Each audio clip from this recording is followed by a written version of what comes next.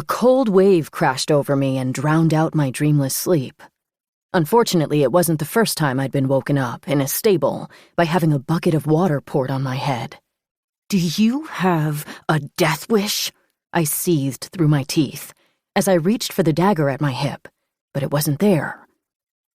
Gerarda Valacar peered down at me with pure revulsion etched into her round cheeks and flat nose. If I didn't feel like there was an axe sticking out of my skull, I might have found it unsettling.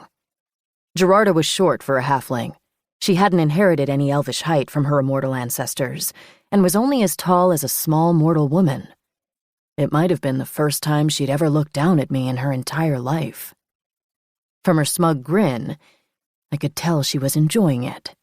"This is pathetic, Keera." She waved her hand over the stall that had been my bed for the night. I was propped against a watering trough, with a saddle blanket strewn over my legs. There was no horse in the stall with me, but the scent of its shit lingered on my clothes. I rubbed my temples, which did nothing to quell the headache. There was only one thing that could. "You speak as if I meant to spend the night in the stables." Gerarda folded her arms over her chest.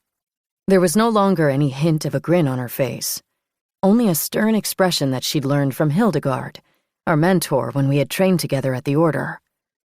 I flinched and looked away. I didn't need any more reminders that Hildegard was dead, or that her death had been my fault. "That only makes it more pathetic," Gerarda mumbled. "You drank yourself into such a stupor that you couldn't find your way back to your room?" Every muscle in my stomach screamed as I pulled myself into an upright position. I patted the ground, feeling for my wineskin. I knew where my burl was. It didn't move. Even the sound of my own voice rattled the ache in my skull. It wasn't finding my burl that had been the problem. It was my inability to get up the Myrelinth tree without falling to my death. If anything, I had been responsible. Not that Gerarda would give me the credit. My fingers rubbed against something soft. I pulled the cork free from the skin and hung it over my mouth. A few droplets of rich, elvish wine splattered against my tongue, and the burning in my throat eased a little. I let the wineskin drop to the floor of the stall and pulled myself up onto my feet. I slipped and whacked my entire body into the wall of roots. Gerarda took a quick step backward. She made no move to help. I closed my eyes and ignored the pain radiating from my ribs. They weren't broken, and the bruise would be mended by my healing gift before it had time to fully ink my skin.